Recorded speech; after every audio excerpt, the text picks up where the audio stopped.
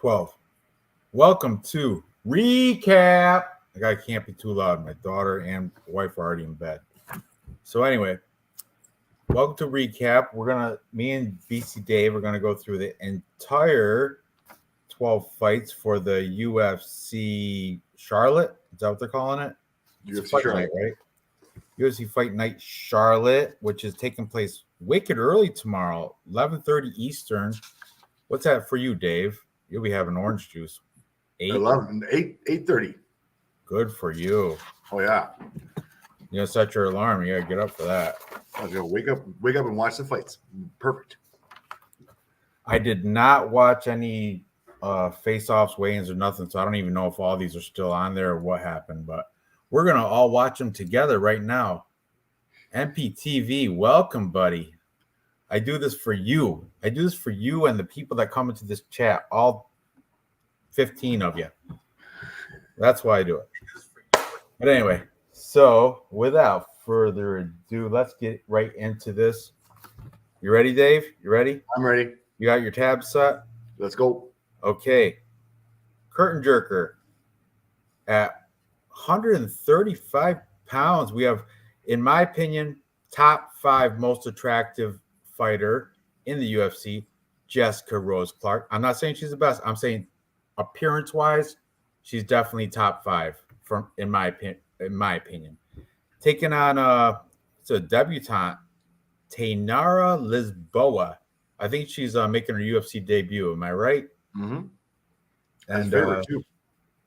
This is an interesting fight because Jessica Rose Clark's coming off 2 losses. I think both of them by armbar. The last one, I think she actually broke her arm. She got her arm broke, right? And this her last two losses have been to armbar. Yeah, that's what I'm saying. And the last one, definitely, it was a break. There was a break there. That was I got my side screen open. Yeah, and that was 10 months and a week ago. So I don't even know if she's all the way healed. And this other girl, Lisboa, she is coming off 3 regional scene wins, all by finish, which is, I mean, they're cans, but still she's taking care of them the right way, how she's supposed to. So this is a curious fight because Jessica Rose Clark has the UFC experience, definitely better resume, but this girl, you can't. It's weird. You go against cans, but it's not like you can choose to fight better fighters. It's your agent wants you to win, so they get cans for you. So I don't know, man. Girl fight. They're both 35 and 32. Tail of the tape, Lisboa's got 2 inches of height, but just Rose Clark has 1 inch reach. I don't know. This is a tough one. What are you thinking, Dave? I can't put any money behind Lisboa. Great name, by the way, Lisboa. Her last Thai Panther, that's the nickname. Thai Panther. I get it. But her last fight against Oliveira was 1-4. Before that, she beat Gloria Ormal, who was 0-1. Before that, Leticia Ferreira, who was 0-0. I mean, the only person who's ever had a winning record, she lost against Laurie Santos, who was 2-1. Can't, like, the epitome of a can crusher, like, just has not fought anybody with any experience, and now she's going to step into the cage with Jessica Rose Clark. And I mean, Jessica Rose Clark, I realized she might have lost by armbar last time. Last 2 times. Stephanie Egger and Jocelyn Edwards and Sarah Alpard and Penny Kensat and Jessica I and Paige Van Zandt. The list goes on and on and on. The experience factor here is going to be ridiculous. Unless Lisboa has something very impressive coming up that she hasn't shown, or that she just shown against cans, I'm going to have my money on the plus money here with Jessica Rose Clark. I got to go with the experience here. Well, they're both minus money on Tapology. Minus 105 for Jessica Rose Clark. Minus 120. If you look at the odds on Bet365 right now, Jessica Rose Clark is at plus 100. Tarina Lisboa is at minus 125. Bookie's looking for the fight to go the distance. Yes, minus 160. No, plus 120. So bookies are looking for the fight to go the whole 3 rounds. I like Jessica Rose Clark by decision, either plus 100 or plus 190. I like either of those positions. And now, if you like Lisboa, she is plus 230 by decision. So bookies are even thinking that Jessica Rose Clark, if this fight goes the distance, is going to be the favorite here. Definitely contradiction between having Lisboa as the favorite, but Jessica Rose Clark as the favorite. Unless Lisboa finishes Jessica Rose Clark, I don't think it's going to happen. I got Jessica Rose Clark by decision. And we'll watch the face-offs. You can have a look for yourself. That's how I'm going to decide. Watching these face-offs right here.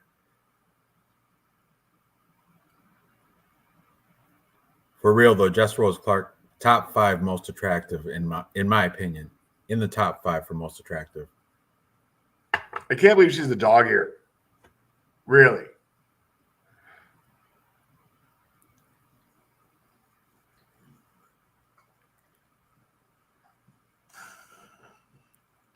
Lisboa, what is she out of?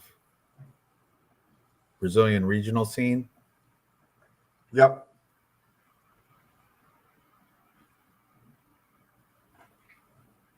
That's the thing. She's been beating cans. They're horrible. What are you going to do, though?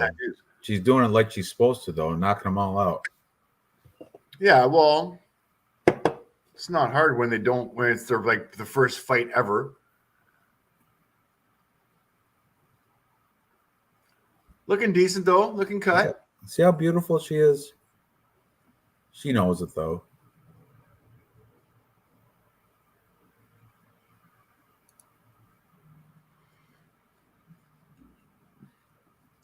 Yes, Illinois Bigfoot. She is a hot mama. I don't think she's a mama, but she's hot.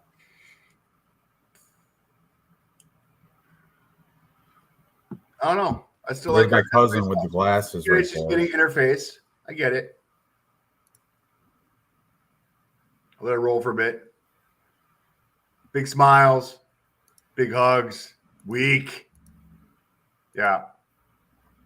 Hopefully she's been working on her jiu-jitsu defense. That's the holes in her game. Striking, I would say she's decent. Not, probably like an 8, 1 through 10, 8 on striking. She is pretty even in the ratio for Jessica Rose Clark. 4.02 strikes landed per minute. Strike absorbs 3.59. Fairly decent volume for a women fighter, and is comfortable on the ground as well. 1.76 takedown average per 15 minutes. Does have a takedown accuracy of 52 and a takedown defense of 63.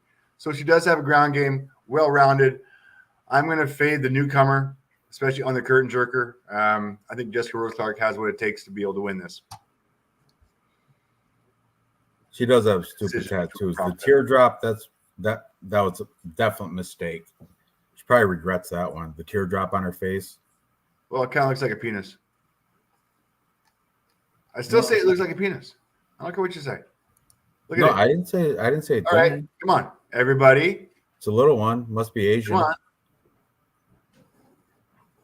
That's a horrible picture. Just open up Tapology and zoom in on that picture. I can't. How do I zoom in on this thing? MPTV. 100% sure Lisboa is a better striker. Is Jessica's wrestling good enough?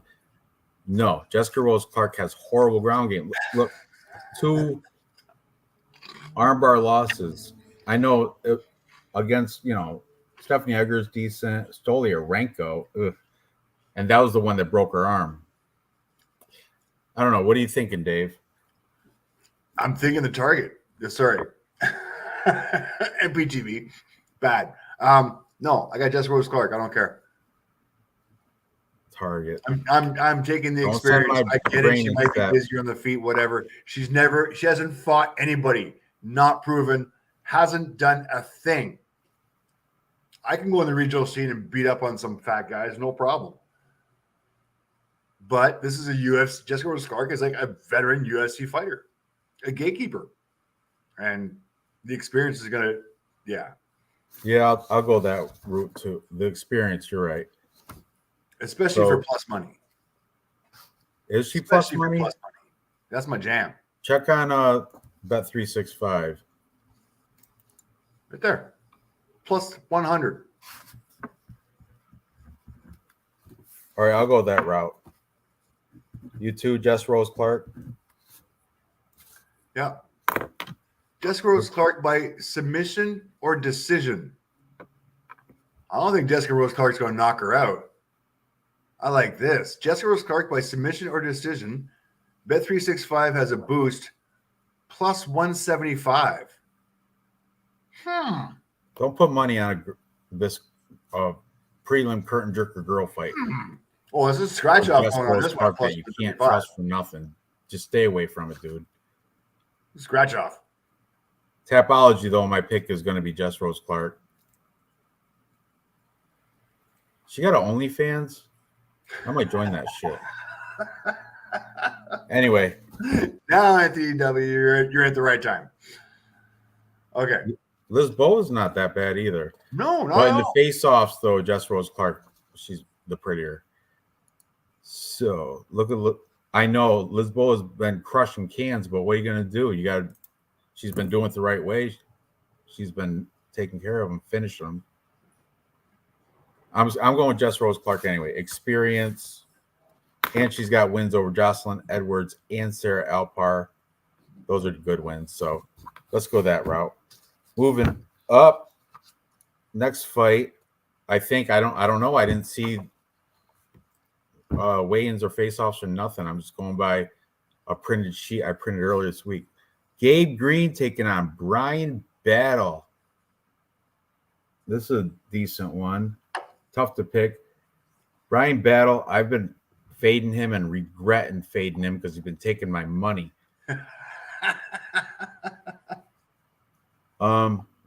Let's see. Let's open these guys. Gabe Green, too. I bet on him last time and he lost to Ian Gary. Gifted Gabe Green. Brian Battle changed his name to the Butcher. It used to be like Pooh Bear or something stupid. Remember that? Brian Battle? Oh, it was a while ago. It was for a while. It was Pooh Bear. Brian Battle's coming off a loss to Renat Fakhretdinov, but you can't blame him for that. Gabe Green coming off a loss to Ian Gary. You flopper. Okay. I know. You know what it was? I watched his Instagram and he inspired me because he's like his whole like hometown is supporting him and the family and all that stupid shit. I haven't checked recently, but this is before he fought Ian Gary, and I was like, oh, this dude, he's prime. His whole, his dad, his wife, kids, everybody's gonna be there. But it didn't matter. Ian Gary pieced him up. Tail of the tape, we got Brian Battle with 3 inches of reach, 2 inches of youth, and look at that, we got 4 inches of reach. Height 5'10" for Gabe Green, 6'1" for Brian Battle. I'm going Brian Battle here. I think Brian Battle's, I don't like him, but he's decent, well-rounded.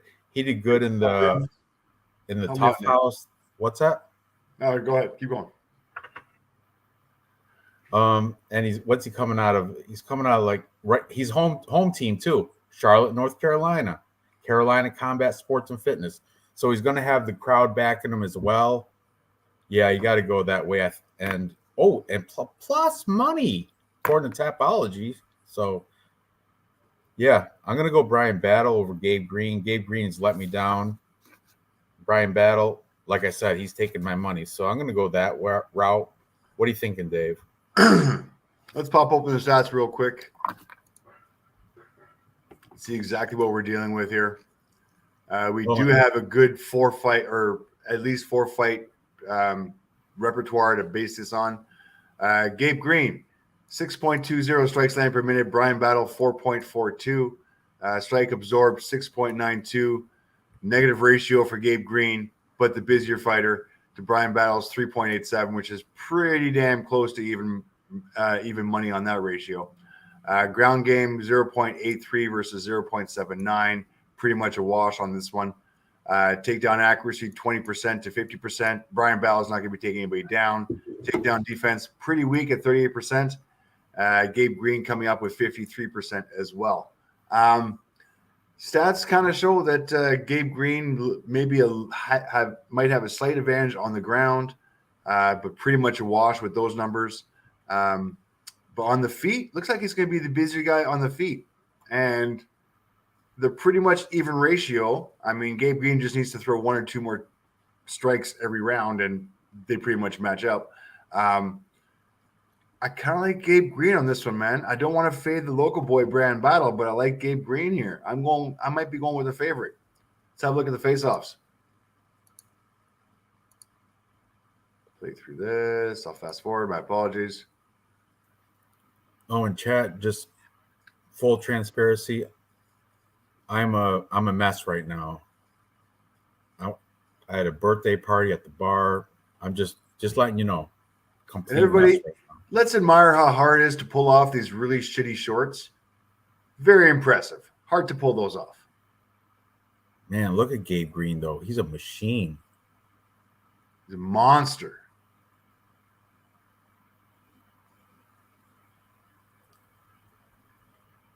Ooh, Battle missed weight.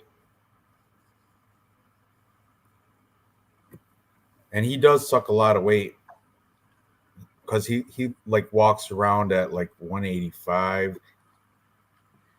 and he's fighting at welter 170. Man. How much did he miss by? Your homeboy looks rough. It's not my homeboy, Dave. Don't even come on. You're blunt. Well, the guy who's fighting from home, or the guy who's fighting from Charlotte, the homeboy. He's looking a little bit rough.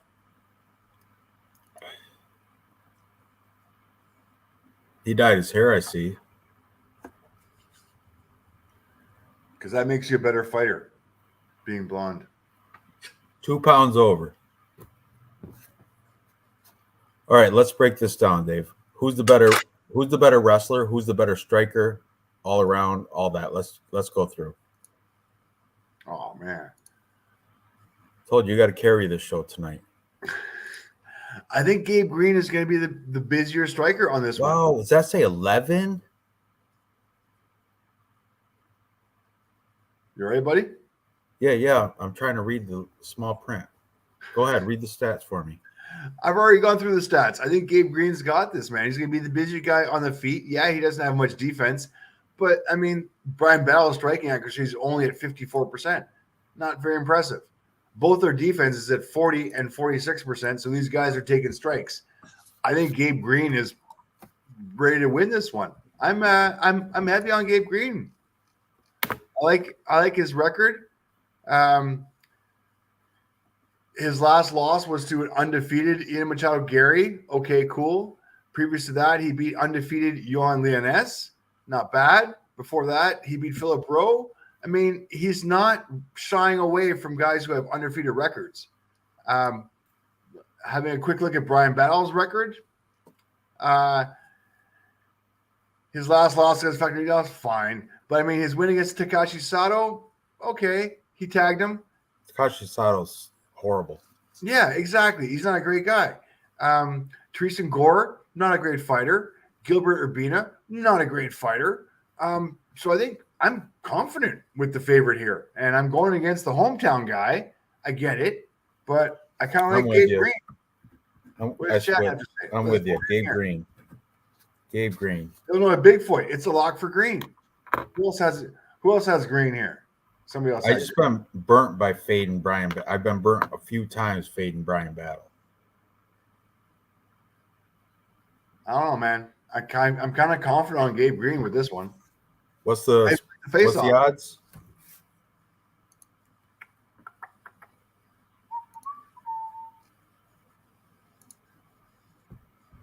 We've got Gabe Green is at minus 138. Bookies, as far as they're concerned, fight to go the distance. Yes, minus 140. No, plus 100. So even the bookies are looking at this to go the full 3 rounds. If you like Gabe money Green, on Battle, 110. What's that? What's plus money on Battle? Plus 110. So Yeah, I'm with you. Gabe Green. I'm pretty with close. you. I'm on Gabe Green for this one. I'm fading Pooh Bear. Sorry. Yeah, he did flash KO Sato, but Takashi Sato's he's a has-been. And he was never a Ben. He's just a wish he was has-been. Illinois Bigfoot's on green. NPTV's on green. Yeah, the whole chat is on. Yeah. Nobody's picked Brian Bale. They've just been shitting on him. So I'm with chat and with you. I'm going Gabe Green. Thank you, chat. That's why I do this show.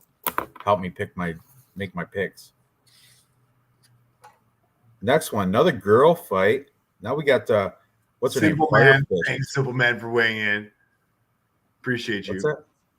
Simple Man's Fire Fist Ji Young Kim taking on Mandy Bohm, the German fighter, female German fighter that everybody's been shitting on because both these girls actually have to win. Whoever loses is out because Ji Young Kim 4 losses in a row. They're not going to let another a 5th loss. Mandy Bohm 2 losses in a row. Who'd she beat before that? Nobody in Bellator, TKO. Nobody I know. Mandy Bohm is Mandy Bum. That's what I've heard her called. Both same age, 33, same height, and pretty much same reach. Young Kim's got 1 inch. That's nothing. Fire Fist sounds like a comic book superhero. And what is she? She's a Korean. Suppose I should go with the, cultural thing, but the Korean racism shows through. I appreciate that. I don't know. 4 fights in a row. This is a horrible fight, and the odds are ridiculous. According to Tapology, it's minus 230. That's ridiculous. Let's try to find a bright spot for Mandy Bohm. I'm going to pull up her Tapology here. 72 as a pro. Let's see. I'm trying. You got to do the devil's advocate. All right, who are we looking at? You want to look at first? Mandy Bohm? They're all bums. She's only beat bums. She's only beat cans. She's horrible. Okay, Mandy Bohm. She's coming off 2 losses, right? Yeah, she's never beat anybody good. So. Well, Eckhout was good back in Bellator a couple years ago. Was she good? What's the record? She wasn't. She sucked. Jade Song Wong was 3-0, but she choked her out. All right, pretty good. Yeah, I don't have anything good to say about this record. Fire Fist. She's beat Nadia Kassem. That girl's garbage. Justine Quiche. That's the one that shit her pants during the middle of the fight. Remember that? Justine Quiche? Yeah. She's now like a Bellator fighter, I think. But she's all right, though. She's decent. She did. She shit her pants right in the middle of a UFC fight. No kidding. Everybody else is Korean or Japanese, it looks like. Well, but I mean, bitch doesn't want to fight in a while. Let's be honest. Yeah, but look who she's lost to. Alexa Grasso, good fighter. But Molly McCann, British, decent fighter. Priscilla Cachoeira, Jocelyn Edwards, and that was split decision. These all go to decision too. And the judges are racist. They don't like Asians. Especially Koreans. No, they don't. They less like the Chinese for real. I've seen that. But I think overall, Ji Young Kim is probably the better fighter here, so I'm going to go that route. But I'm, the odds are ridiculous. Make me want to throw up. But Mandy Bohm, she's not cut out for UFC. Lakers are winning 24-9. Wow. How about Knicks and Heat? I'm a Knicks fan. All right. We got to watch this face off. Let's go. Let's get to this. Go ahead. Stats real quick. All right. Ji Young Kim, Mandy Bohm. We've got a couple fights for Mandy Bohm on the UFC contracts. Ji Young Kim has a whole bunch of losses. All right, stats. Ji Young Kim, 5.79 strikes landed per minute, 2.93 for Mandy Bohm. Yeesh, kind of scary. 5.77 strike absorbed versus 4.20. Heavy negative ratio for Mandy Baum on the strikes landed per minute. Ji Young Kim, very busy, but at a 1-for-1 striking ratio, not bad. It is what it is for women's fighting. Takedown average. This is gonna be fun. 0, 0, and 0. Takedown accuracy 0 and 0. Takedown defense 42 and 71. So this is kind of leading to be on the feet as far as I'm concerned. You can't do the fat ass theory for this, guys, because Asian women are known for having flat, like SpongeBob SquarePants. No ass. They cut their shit with no ass at all, for real. So you can't really do the fat ass theory with Asians. Just saying. But we'll check it out. Let's see how they look. All right. As far as the stats are concerned, this fight's going to be on the feet, looks like, and Ji Young Kim will have the advantage, and will have the accuracy. And will have the defense. No, she won't. She's losing on striking accuracy, and she's losing on defense. Regardless, she'll have the volume. So I might kind of lean towards Ji Young Kim here, just on the volume. So let's look at the face-off, because the face-offs were good. Play through this here. Once again, hard to pull off these shorts. Well done. Horrible shorts. Horrible ringside shorts. She's getting paid very well just to be pretty. Yeah, I still would. I missed the other booty shorts. They were a little bit longer, but still. It's Mandy Baum, German, probably a Nazi. I'm just kidding. Probably not. I'm just playing. I'm just joking. You're Korean. You can't say that. All right, not taking off her shirt, not taking off her pants, not taking off her glasses. And they were rose tinted glasses too, by the way.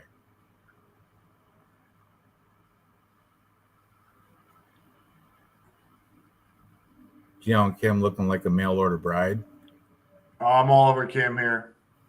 I'm going with the Korean. How am I going with the Asian? Why? Because she's the better fighter. That's why. B2. Oh yeah, here we go. It's a face-off right here. Fuck you. Fuck Ooh, you. Fuck big you. words and the middle finger. Awesome. I like it. I like it. I like the intensity. Even Dana White likes it. Hang on. We got to watch this again. German thick ass. Not really. You know, Germans are into that weird fetish porn shit. Weird shit. Stuff that makes me cringe, for real. Deviant stuff.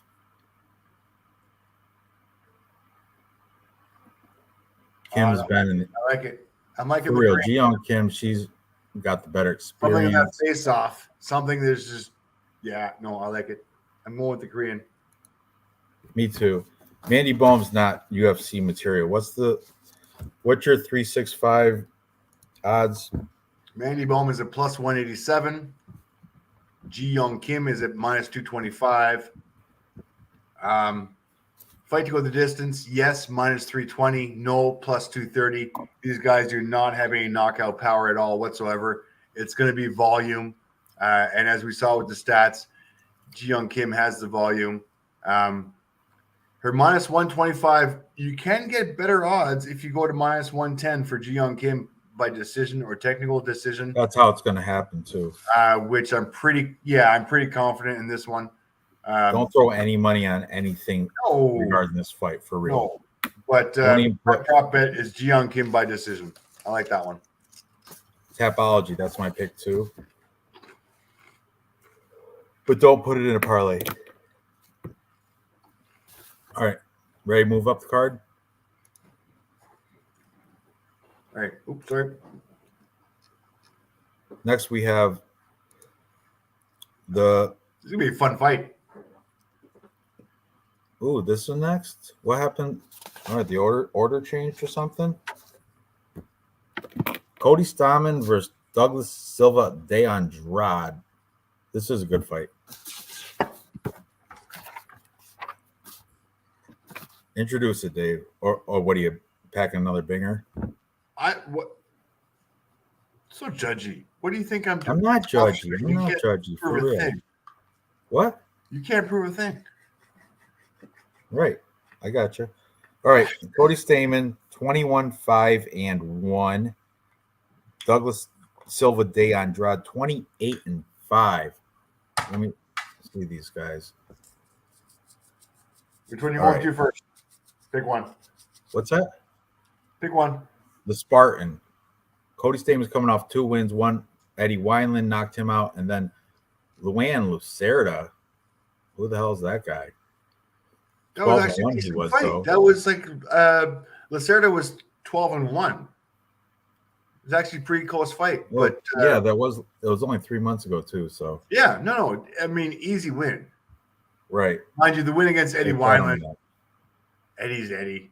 Eddie's got no chin left. Poor Eddie. But before that, he was on 3 losses. Little mustache tweak for Eddie. Okay. He's the favorite. Cody Stamann's the favorite. -160 on Tapology. Cody Andrade is the older fighter here. He's lost to Nurmagomedov and Merabishvili, both amazing fighters, and is kind of on a streak. So I got to pick he's the up-and-comer. Douglas Silva Andrade, go ahead. He quit on the stool against Piotr Jan. That's interesting. Yeah, I think I remember that. Okay, but you know what? Cody Stamann got a gimme from Brian Boom Kelleher because his brother died the day before, and Brian Kelleher felt bad and didn't give his best effort. For real, that's legit. Okay, let's see here. De Silva is coming off that loss to Saeed, which is not a bad loss. He did beat Sergey Morozov, which is a good win. Before that, Gaetano Perello lost to Lerone Murphy. Whatever, that happens. He beat Henan Barrio. I like the underdog on this one, actually. I like Douglas Silva de Andrade. The more I'm looking at it, I might be flopping. Ice Viking, what's up, buddy? Here. Sorry, let's have a look at some stats. Cody Stamann 4.47. Douglas 3.61. Okay, advantage for Cody there. Strike absorbed 3.59 versus 4.03. Negative ratio for Douglas on this one, guys, on the feet. Not good. Takedown average 2.47 versus 0.68. I'm going to go takedown. I'm going to go with the advantage on the ground for Cody Stamann for this one as well. And we have a decent fight repertoire as far as these stats go. Takedown accuracy 41-50, a wash. Takedown defense 75-69, another wash. Submission average 0.0 to 0.2. I'm kind of liking the. I mean, Douglas is a tough guy, but these stats tell me that Cody's going to win this by decision.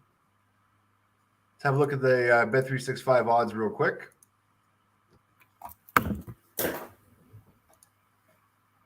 Cody Stamann, -160. Douglas, +130. Bookies, fight to go the distance. Yes, -180. No, +140. Like I thought, fight going the distance. I like Cody, fight going the distance here. By TKO, DQ, or submission, +450, +250. Bookie's not very confident on Douglas being able to finish this or Cody being able to finish this. But in a decision, heavy favorite for Cody. So I see why Cody's a favorite here. He does have the volume. He does have the ground game. I'm going to give it to Cody here on a decision. I think Douglas is tough enough that he's not going to be able to get finished. I'm going Cody by decision. Let's have a look at the face-offs real quick.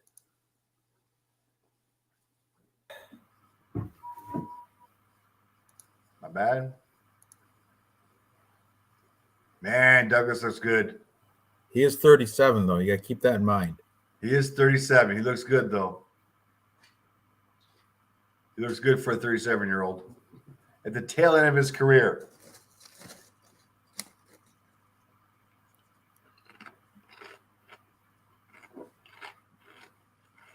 mind you, Cody's cut. He's mean. He's got the ground game. He's got the volume on the feet. Looking just as cut. A little bit more powerful. He's going to have the wrestling experience. He's going to be able to dominate on the cage. Ooh. Pretty even on the size advantage.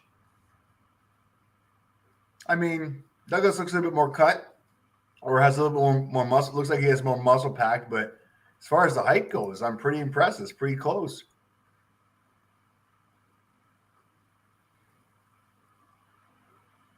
What do you think? I'm thinking De Andrade. That's what I'm taking. Because Cody Stamann kind of sucks.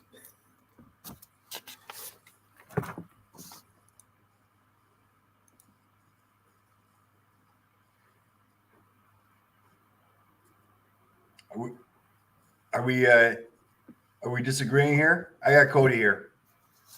We are very good. Nice. About time.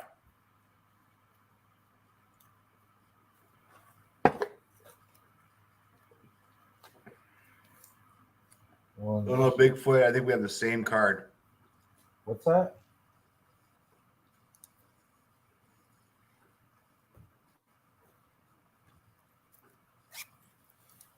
We're moving on there, boss? I'm good. I'm just Lack of focus. All right. I'll introduce the next fight. Somebody's getting hot. We've got Carl Williams versus Chase Sherman, the Vanilla Gorilla. Oh, man. Vanilla Gorilla.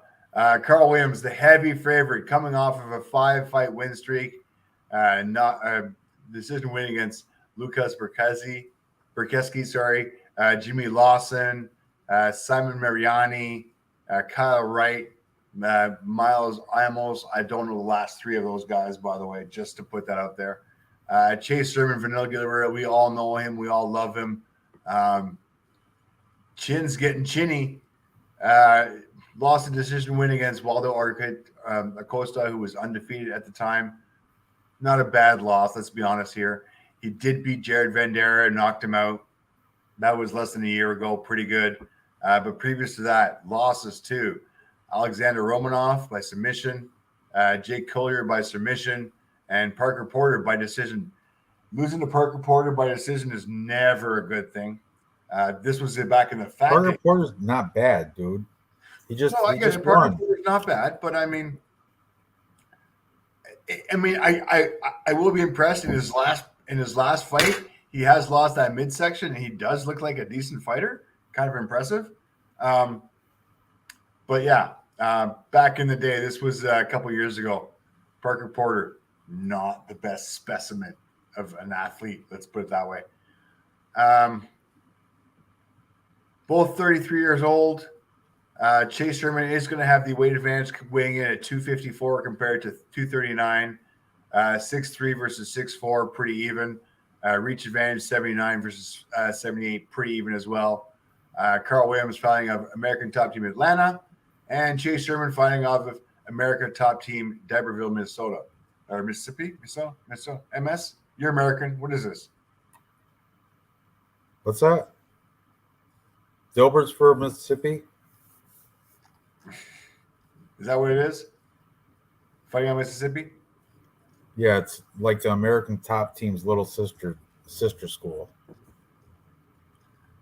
All right, going over Carl Williams' record. His last two fights have been by decision wins. Previous to that, he beat Simon Marini, who was I have no idea who was, some kind of can. He knocked him out in the first round, as he should have. Kyle Wright, who was undefeated at the time, he won by decision. So, I mean, fairly decent career, up and coming. Chase Sherman, we all know Chase Sherman, 16-11 double-digit losses. Definitely at the tail end of his career. Coming off of losses, which is, we're not going to blame his loss against Costa. We get it. He did beat Jared Vandera at the end of, but that means Jared Vandera, 12-8. Similar record as well. But previous to that was the punching bag of the UFC for a while. Hasn't had a decent win in a long, long time. So if you'd like Chase Sherman to come back and prove himself, wonderful. This might be a good comeback fight for him. But we'll pull Carl the Williams stats. is going to destroy him. Oops. Not bad. Hang on. Doesn't Carl Williams have like Olympic caliber wrestling or some shit like that? Yeah, that's it. That's the problem here. Chase Sherman, strikes land per minute, 6.30 versus 2.07. Heavy advantage to Chase Sherman on the feet here. Strike absorbed, 6.85. Negative ratio for Chase Sherman on the feet. So, I mean, he better have a good chin because he's getting chinny. Does take a lot of strikes. Carl Williams, 0.90. So, good defense for Carl Williams. Now, here's where the stats are going to count as far as this fight is concerned. Carl Williams, takedown average per 15 minutes, 5.50 compared to Chase Sherman, 0.10. Kind of scary. Takedown accuracy, 68% versus 50%. I'm liking Carl Williams here on the ground. Takedown defense, 100% versus 66%. Stats leaning heavily to Carl Williams here. I think he's going to have the advantage on the ground. He's going to be able to have, I mean, he's got decent defense on the feet. He's got decent accuracy. I think he's going to be able to stand Chase Sherman's power, who is diminishing as he's getting older. Let's be honest here. So I'm kind of leaning towards Carl Williams here just for his ground game. And I think he's going to be able to dominate Chase Sherman and be able to take him down and just abuse him up against the cage. Absolutely. I'm confident. Let's see how they look.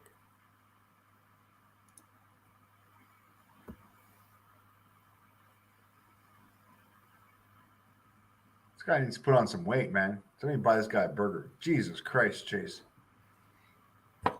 Plus, I tend to fade college football players, which Chase Sherman was.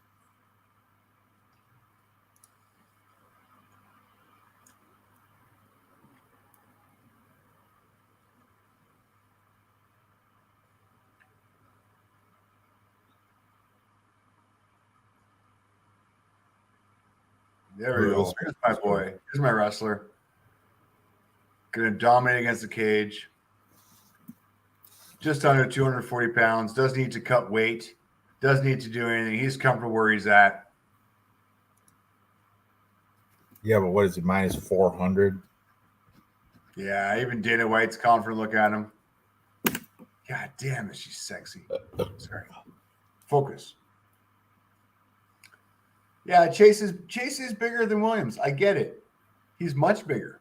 But Chase doesn't have, I mean, you're going to put a good wrestler with ground game against a stand-up guy.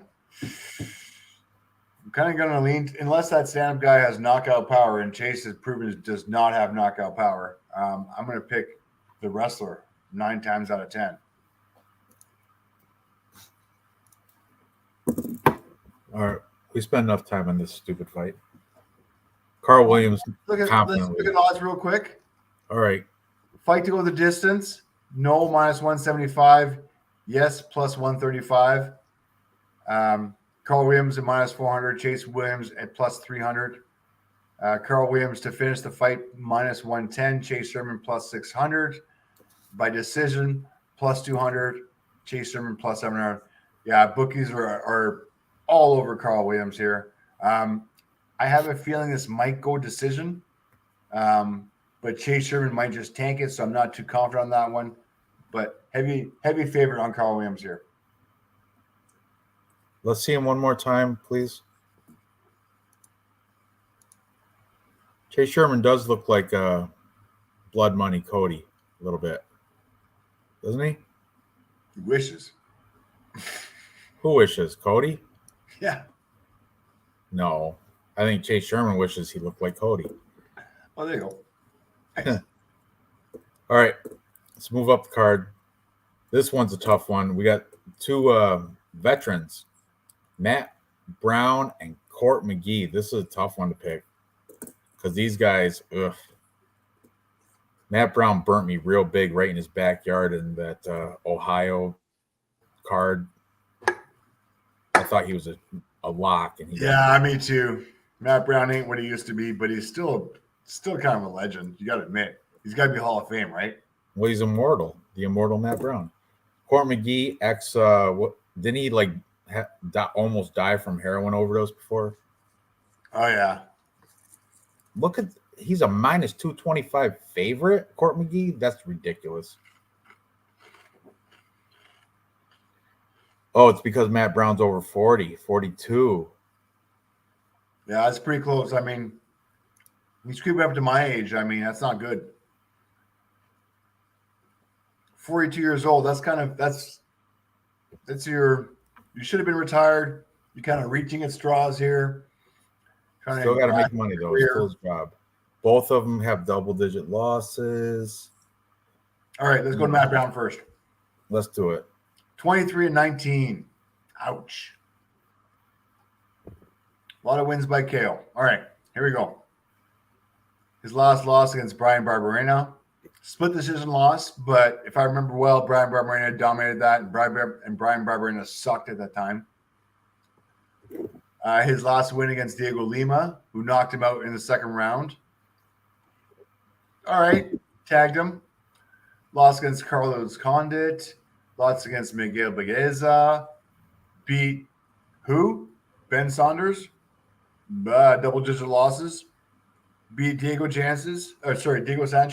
Double-digit losses, and that's when he was with Touch Butt, right? Touch. Oh, yeah. What was that dude's name? Oh my God!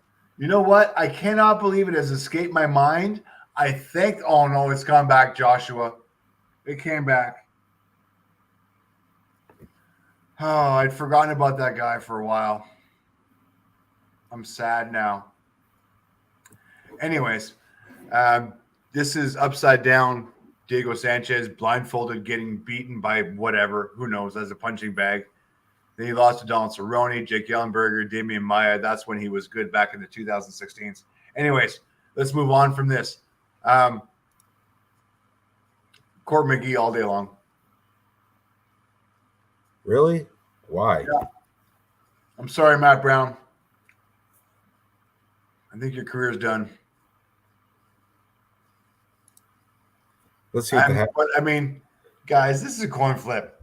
I will be swayed any other way. What does the chat have to say? Come on. What's the stats say? These guys are so ancient, both double-digit losses. Okay. Court McGee, strikes landed per minute, 4.68 versus 3.77. Advantage to Court McGee on the feet there. Strike absorbs 2.94 to 3.69. Shitty ratio for both the strike absorb as far as I'm concerned. But still advantage, busier guy on the feet. It's going to be Court McGee. Matt Brown, takedown average 1.71 versus 1.86. I'm going to call that a wash. Takedown accuracy 46 versus 25. Advantage for Matt. Takedown defense 64-69. A wash. Submission average 1.3 versus 0.5. I am going to get, actually, you know what? Yeah. After thinking of Matt Brown's history, I'm going to give him the advantage on the ground 100%. As far as Court McGee goes, decent defense on the ground, has good BJJ. I think Court McGee wants us to stay on the feet. I think Matt Brown wants us to go to the ground. I think Matt Brown actually can't take any more punches, and old man syndrome. He better take it to the ground.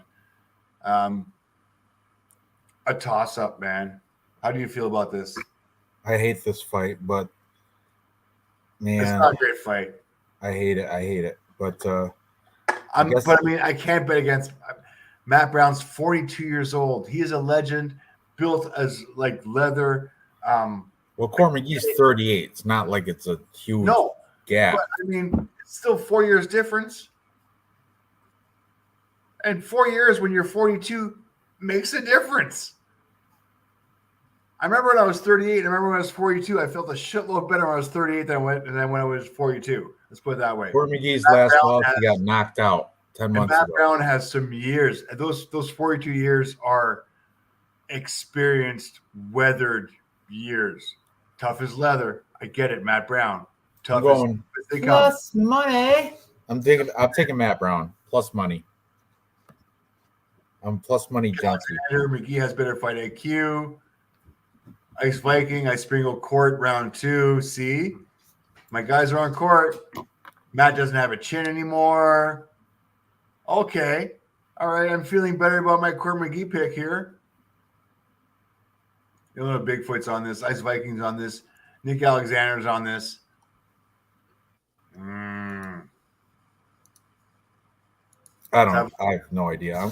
I'm when in doubt, I'm taking plus money. It could go either way. Both of them are not that good. No, you're getting.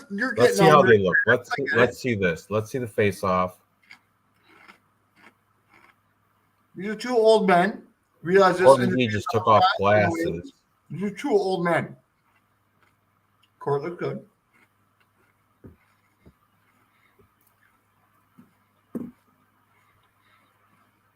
Dana White looks better after he's off the TRT, man. You can see his body shrunk down. Oh, his health advocates looks better for him. Matt Brown, my God, looks like a used cowboy saddle. It's like tough, worn-in leather, but hesitant to the chin.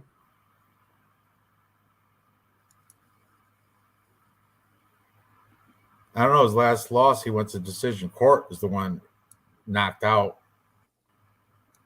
I get it, but man, this is a tough card, man. Tough card. Not a great. This is another kind of coin flip. Let's see what the bookies have to say. Matt Brown plus 180. Court McGee minus 220. Wow, that number is a little steep, eh? Minus 220. I mean, Court's good, but he's not that good. And Matt Brown's bad, but he's not that bad. Let's see. Fight to go the distance. Yes, minus 160. No, plus 120. Yeah, these guys are both weathered. They're experienced. They have, unless Matt Brown chokes anybody out. No, Matt Brown's not going to choke anybody out. Yeah, I see this fight going the distance as well. And by the way, guys, huge advantage if you guys do pick this fight to go the distance. Matt Brown plus 180 goes to plus 550. Court McGee minus 220 goes to plus 105. So if you guys are comfortable propping this bet, and I think with the experience of both of these guys, they have decent fight IQ, they have decent ring IQ. I think this is going to go the full 3 rounds. Court McGee, you can plus your money from minus 220 to plus 105. Fairly decent on that prop bet for the Court McGee by decision. All right. Ice Viking, definitely a prop sprinkle kind of card. Got lots of little scratch offs going off on this card, that's for sure.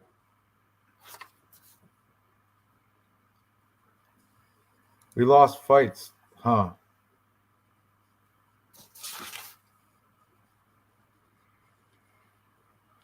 We lost the Natan Levy, Pete Rodriguez fight. What's that? Rodriguez botched weight cut. I'm just looking at my printout and then the Tapology. I see we lost Natan Levy and Pete Rodriguez. All right, moving up. We got welterweight fight between Dirty Bird, Tim Means, and Great White Alex Morono. Ooh, this is a decent one. I'm on the side of Alex Morono. I'm a fan, though I'm biased. I love Alex Morono. I think he's fantastic. Even he's got a dad bod, but he still fights like he doesn't. It's awesome. He's got his own gym down off of he was at what's that down in Houston with Saeed Sayoud. He's not there anymore because he's got he is still kind of there, but he's got his own gym now too. What was it? Fortis MMA.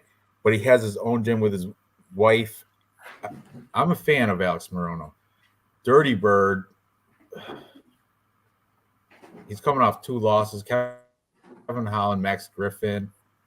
Alex Morono got knocked out by Santiago Ponzinibbio, but that was short notice, and he was winning that entire fight until he got knocked out. I'm an Alex Morono here, and he is the favorite though. But whatever. What do you think, Dave? I'll cheers you. I might switch Right. to water though, because I got bubble guts right now. Pace yourself. Hydrate. Hydration is very important. I'm drinking light I'm beer. burnt as crap today. Everybody, red face. Oh yeah, burnt. Anyways, I will never fade Alex Morono, the dad bod. He is my spirit animal, the great white Morono, my spirit animal. Obviously the favorite. Huge Morono fan. Let's have a look at his last couple fights. He did lose against Santiago, who was 26-6. He got tagged. I get it. He got tagged. Before that, beat Semi, beat Gall, beat Zwada, beat Cerrone, lost to Pettis. But that was when Pettis was kind of almost still decent. Beat McKee, lost to Chaos Williams back in 2020, got knocked out. Well, that's shit happens, man. You get knocked out, but by far better BJJ, better foot ground. I've watched hours of tape on this guy. Let's have a quick look at Tim Means. Tim Means 32-14-1, double-digit losses. Coming off of 2 losses against Max Griffin, Kevin Holland. His last win was against Nicholas Dalby, who was 19-3 at the time. He did beat Mike Perry back in 2020. Stavropoli back in 2020 as well. I think this was at the peak of his career. This is the downfall. He peaked, and now he's kind of leveling off. And unfortunately, he's facing against the great white shark, my spirit animal, Morono. Let's look at some stats real quick. I'm kind of favoring to Morono anyways, regardless. Strikes landed per minute, 5.22 for Morono versus 4.91 for Means. Heavy advantage for Morono on the feet here. Strike absorbed 4.09 with 3.58. But it's the way Morono strikes and the way he moves, the foot movement, the angles that he gets him at, just levels above what Tim Means is going to be bringing to this fight. On the ground, Tim will have the advantage. Takedown average 1.13 versus 0.30. Takedown accuracy 41-20. Morono is comfortable on his feet, doesn't need to take anybody down. Takedown defense 65 versus 53. Decent takedown defense for Morono because everyone does try to take him down because they get pieced up on the feet by this chubby little dad bod guy. I'm going to pick Morono all day long, every day, especially against a double-digit loss as Tim Means. Quick look at the stat or at the Bet365. Where am I here? Here we go. Tim Means plus 187. Alex Morono minus 225. Fight to go the distance. Yes, minus 130. No, minus 110. Little coin flip on as far as the fight's going to go the distance or whether Morono's going to be able to finish it. I like Morono is Morono. also a BJJ black belt. Josh, just let you know. Go ahead, Dave. Yeah, and then Morono by submission, DQ or knockout, plus 175. By decision, plus 160. Coin flip on this one, guys. I think Tim Means has a chin. Does Tim Means have a chin? Chat? Anybody? I don't know. Tim Means have a chin. Let me just look real quick. Let's see if he's been knocked out. Split decision, Darce choke, decision.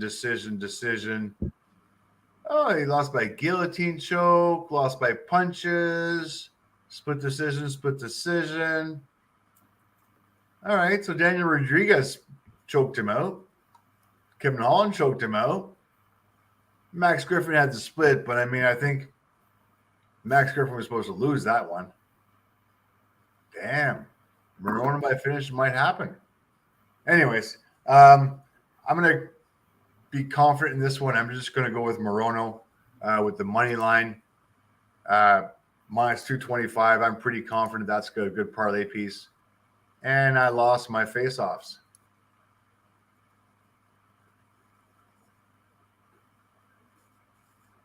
Vlad versus Jesse on fire. What is that about? Josh Aragon. Where you been, my homie? Josh, welcome back. Did you lose the face-offs or what? Do you have it? Apparently my face-offs ended, so you gotta take off the share screen. I'll go find them real quick. That was prelim face-offs, I guess. I'm tore up, man. Put my glasses on for a minute. All right. Means usually gets clubbed and subbed if he loses by finish. I'm biased. I'm a fan of Alex Morono, Great White. I'm taking him. Dave, who you taking? I'm going Morono all day long, every day. Find a MMA junkie. They'll have the face-offs.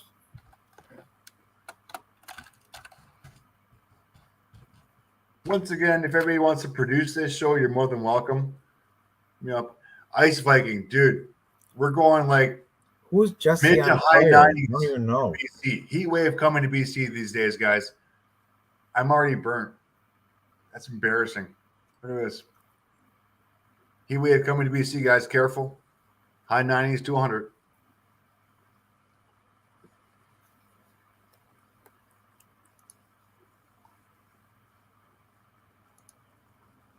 All right, let me catch up here.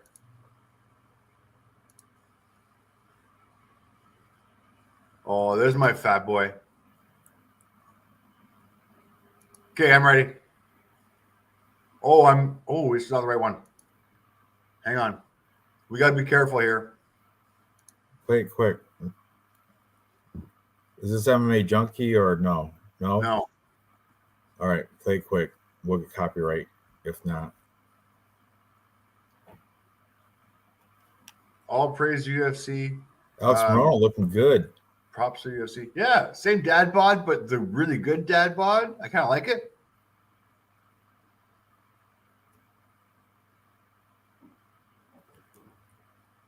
Tim Means, double-digit losses. I get it. He's a veteran. But he's going against way more than he can chew. Or he's biting off way more than he can chew. Nice angles.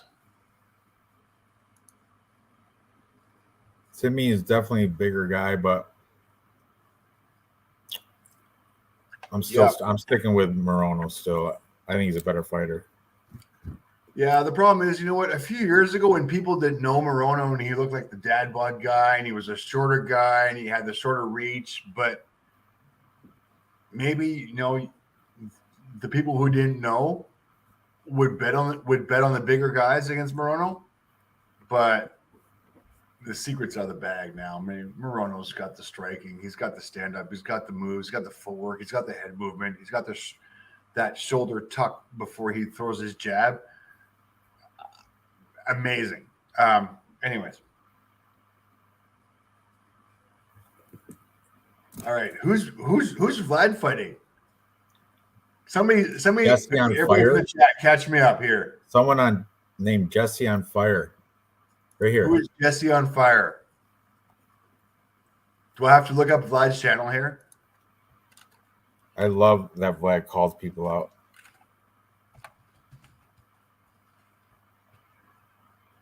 Shoot, what the hell am I doing? Hang on. Is Vlad fighting somebody? Morono did get knocked out by Ponzinibbio, and he was also like 1 week short notice, and he was winning that fight until he got knocked out. So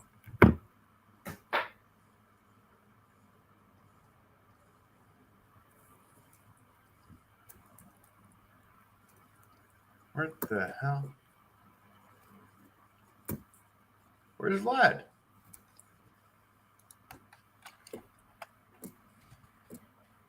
wow, Josh Aragon hit a 7-fight parlay last week. Good for you.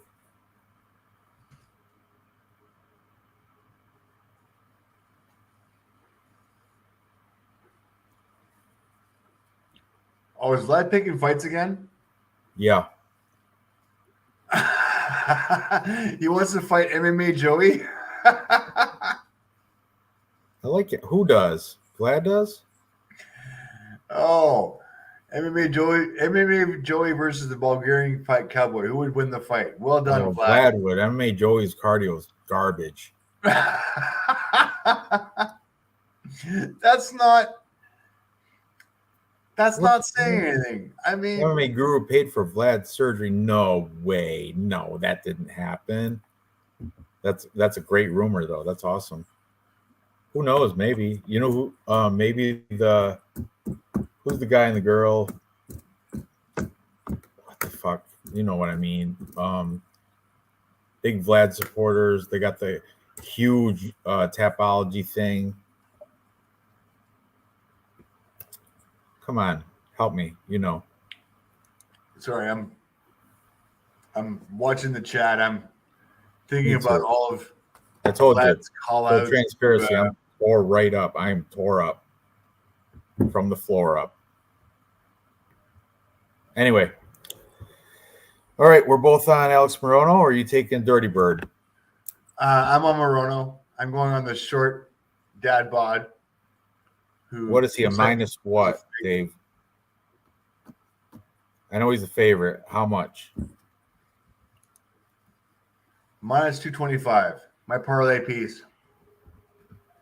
He might make our 3-leg today. Yeah. It's our parlay piece. Oh, Vlad said he did. That's great. That's good. Good for Vlad. MMA host. Thank you, Josh Aragon. That's what I was talking about. The guy and the girl, you know, the couple there. They had a kid, all that good stuff. Okay, give me a second. The Vlad's ground and pound workouts, they're awesome. Did you see the uphill, or was it up or downhill ground and pound workout? That's that's on my list of, I favorited that for real. I saved that on MMA vids. Awesome. All right. I'm finding it for you, Brandon B. I'm doing my homework. Give me a second. Holy shit. Okay. Brandon B brings something to the table. As always, we always listen to our chat because our chat is very well educated. And our chat is wow, Brandon B. We need a pic of Morono on the scale. Look dead. All right. Here is the live weigh-ins. Official weigh-ins. Morono. Oh boy. Looking like he just got out of the sauna. Oh my goodness. He does look dead. Anybody want to comment on this? He made weight though, right? Yeah. I get it. But look at him. Damn. Thank God. I mean, I hope he can super hydrate. Brandon B, man, thanks for bringing that in. That's the official weigh-ins. Looking. Deep breaths. Makes weight. Surprised he makes weight. Go hydrate and get that dad bod back on. All right. Thanks, Brandon B. Appreciate that. MMA Parlay King. I don't know what happened to that guy. I think he probably messed up his probation or something. Got relocked up.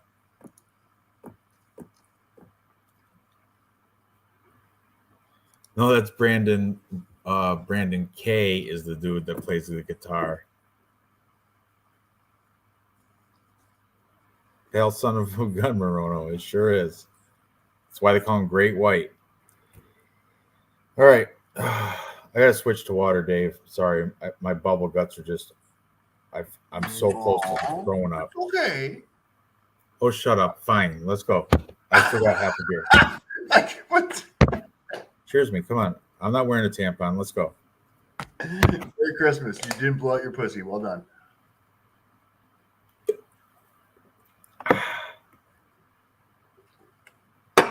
Very good. All right. You intro this next fight. I got the Tapology up. Ugh. Damn. All right. You're up. Oh, I'm up. What's the next fight? Carlos Olberg, Ihor. Have we done everything? We've done the stats. We did bid 365. We did the face-offs. Okay, yeah. Moving on, next fight. I'm still picking Moreno. All right, hold on. Face-off. Thanks, Brent. Appreciate that for showing me. All right, Carlos Olberg, model. He was supposed to be on like Australian Bachelor or some shit, I guess. Taking on Ihor Poteria. Ihor Poteria, decent. The dude, he's now training at Tiger Muay Thai. He was at American Top Team, but he travels.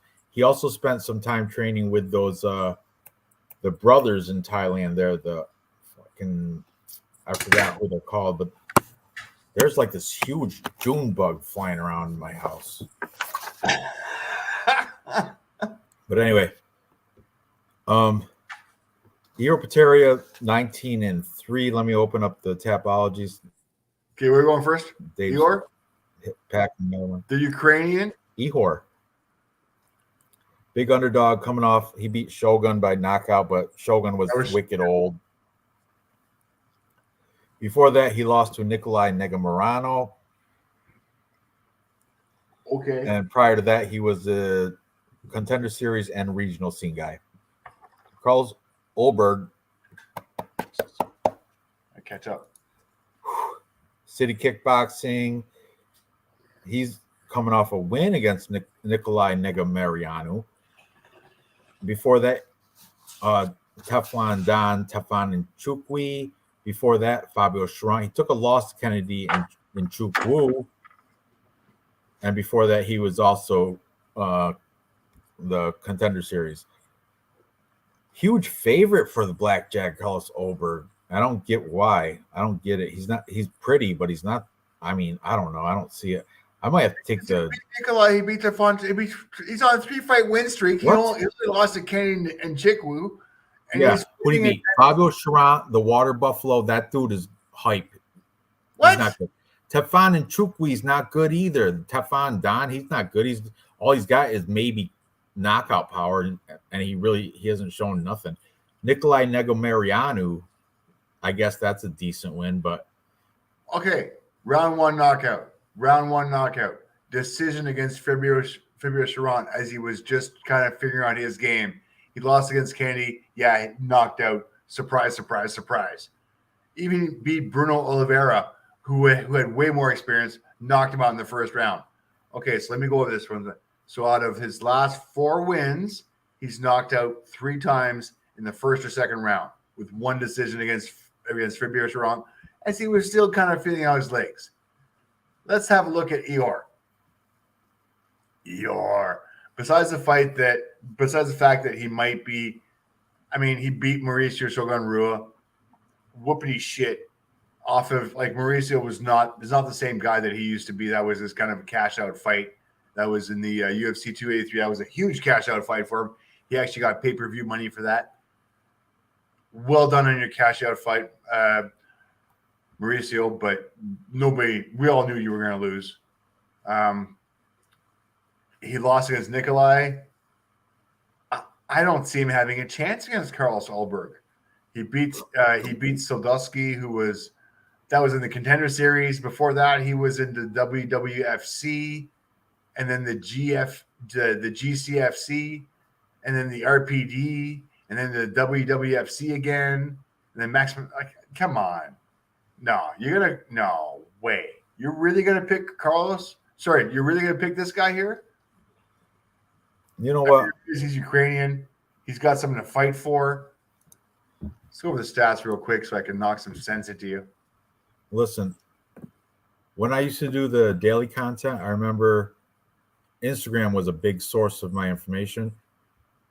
And I remember Ihor Potiera, this dude, before the Shogun fight, he's from Ukraine, but he's not training there. He's now training. I told you, I think it's like Tiger Muay Thai.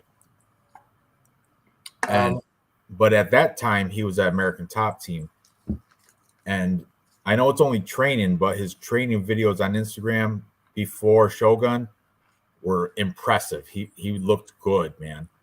Carlos, I can't get it out of my head that his UFC debut against Kennedy and Chukwu, because there was a lot of hype around him because Izzy.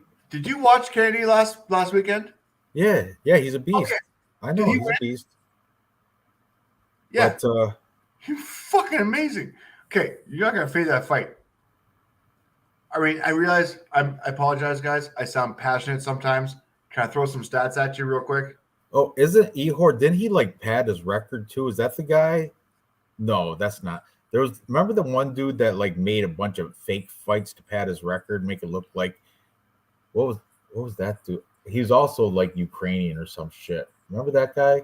Anyway, whatever. Ihor, the duelist. I like that he's at Tiger. He travels anywhere to get better training, and I do love plus money. I'm plus money junkie. You know that. I don't know. Right, Carlos Hoover is just too pretty for me. I don't. T-shirt bet. What's that?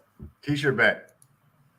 Look at the odds, dude. He's minus hoodie bet. What? T-shirt versus hoodie. T-shirt versus hoodie. And before you say yes, let me go to the stats real quick. Let's see the stats. Ihor's only got like 2 fights in the UFC though? I've got 3 fights for him. 3 fights in the UFC. Okay. Carlos Ulberg, strikes landed per minute, 8.27 versus 4.72. I'll say that again. 8.27 versus 4.72. Strike absorbed. Kickboxing. Shitty kickboxing. 3.53 versus 5.45.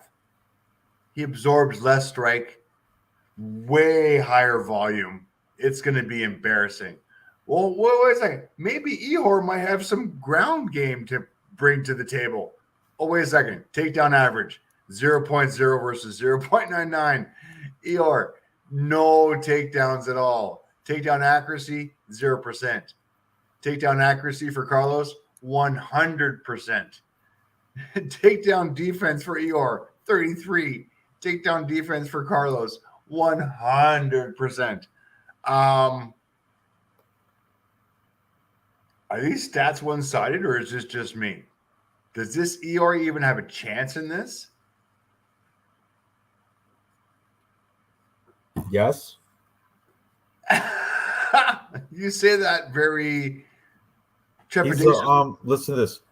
What you don't know about Ihor, master of sport in combat sambo. You didn't know that. He's this dude's a machine. I'm telling you. I'll hoodie versus t-shirt bet. You still owe me a couple, right? I do. Yeah. I owe you a whole bunch. I owe you a wardrobe. And look at that plus money. What's he, plus 300?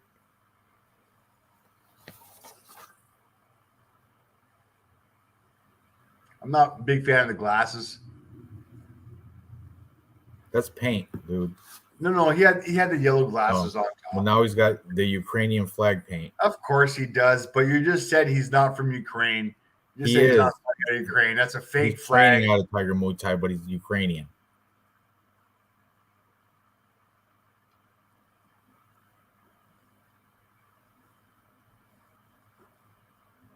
Look, Carlos Holberg.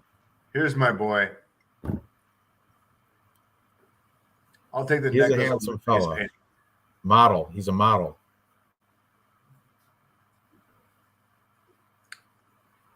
Yes. Gushing on the stage right now. Lots of gushing. Lots of waterworks.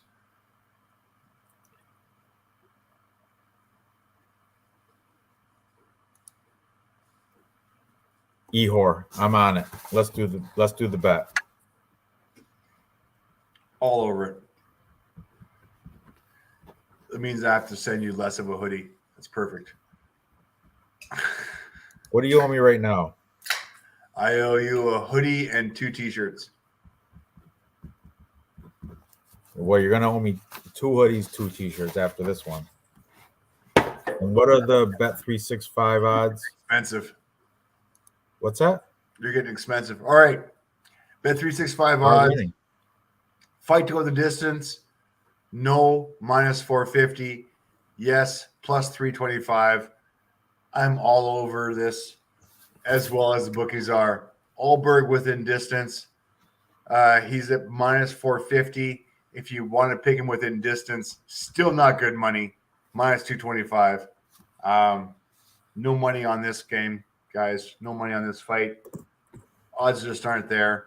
I'm telling you. If it's anything here, Ranch has the call. Dog or pass. Telling you, Oberg's a lot of hype. A lot of hype because he's handsome. That's it.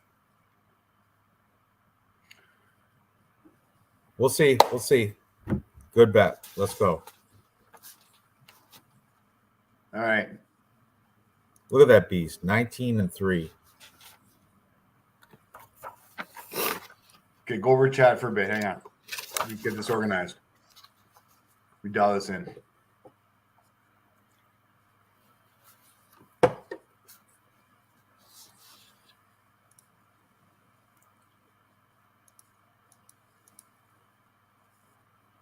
Ooh, look at you and Gary.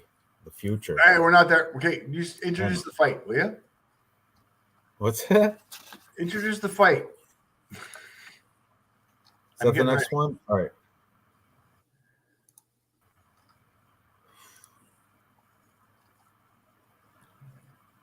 Or All right, go next fight.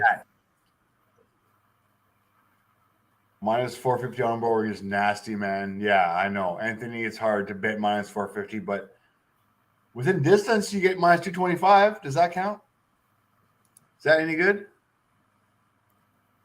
Let's do this one. Next, we have B-Rod, Daniel Rodriguez, 17-3, taking on Ian Machado Gary. Took the Machado name from his wife, which is awkward. But Ian Gary, undefeated, never seen a loss. Coming out, I do believe he's on American Top Team, right? Let me check it out. He is. No, Kill Clip. Just as good. Kill Clip. All right. Let's go over his green. You do it. Really want to waste your time. Go over his green. I got it. Give me a second. I'll be right back. All right. I'll go over his green. All right.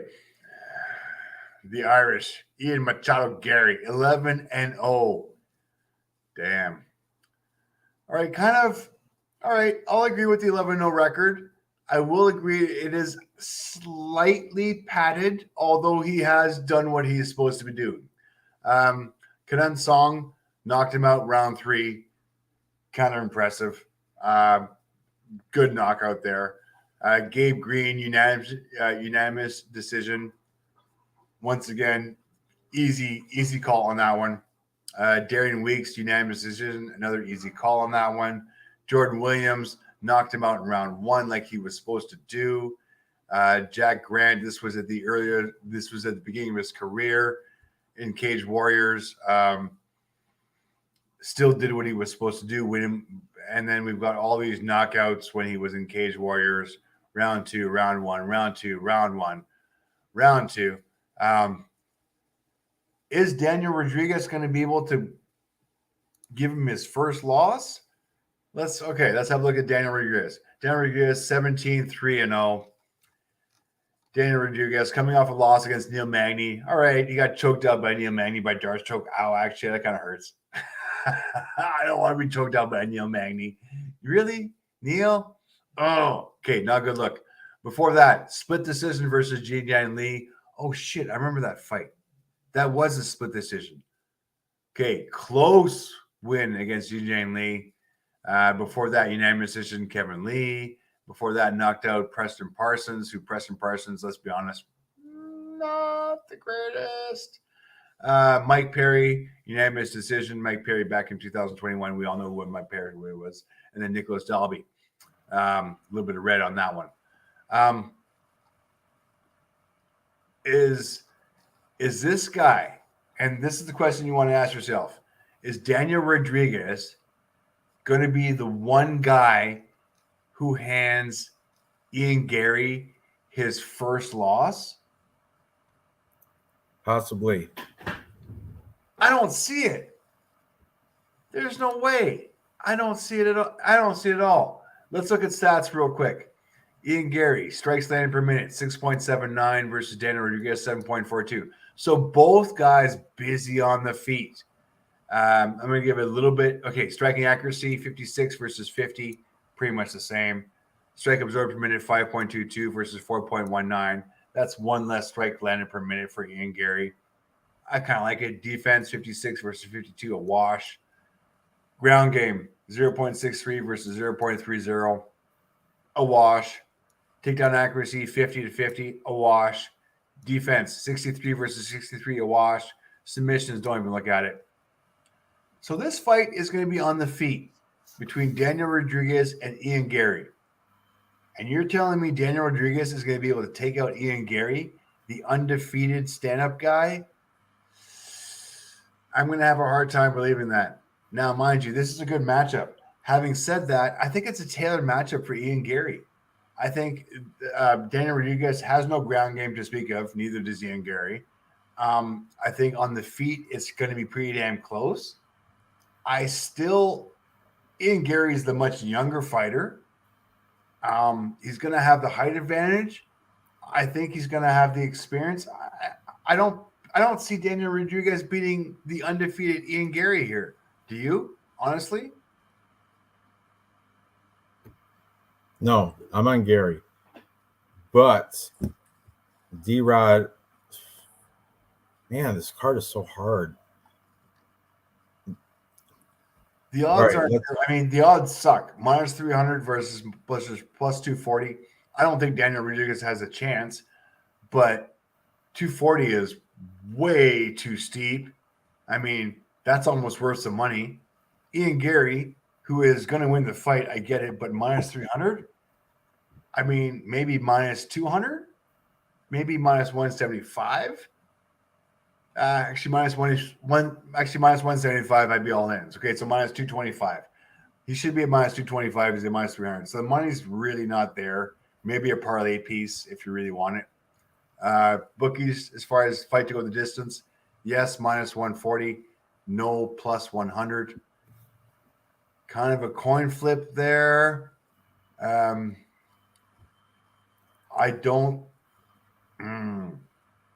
I do see Ian Gary winning this on the feet just by volume. I don't see him being able to finish Daniel Did you roll your stats already? So I like Ian Gary by decision is my prop bet. Split decision robbery. Gary Greasy split decision. I like it. Nick Alexander. Gary by split decision. Anthony W is on there. So we're all on Gary plus 125. You know what? And guys, from minus 300 for a prop bet, from minus 300 to plus 125, not a bad deal. I like it. Gary dropped off pizza and weed at D-Rod's hotel room and Sasha Panicki answered the door. D-Rod's on the prison ways. Jesus Christ, Brandon B. Where the hell are you coming from? God damn it, this chat. Have we looked at the face-offs yet for these guys? Okay, UFC, don't look or copyright.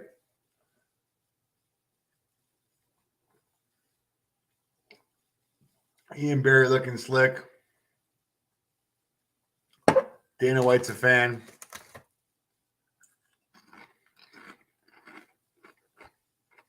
G-Rod. Tattooed his motherfucker. Looking good.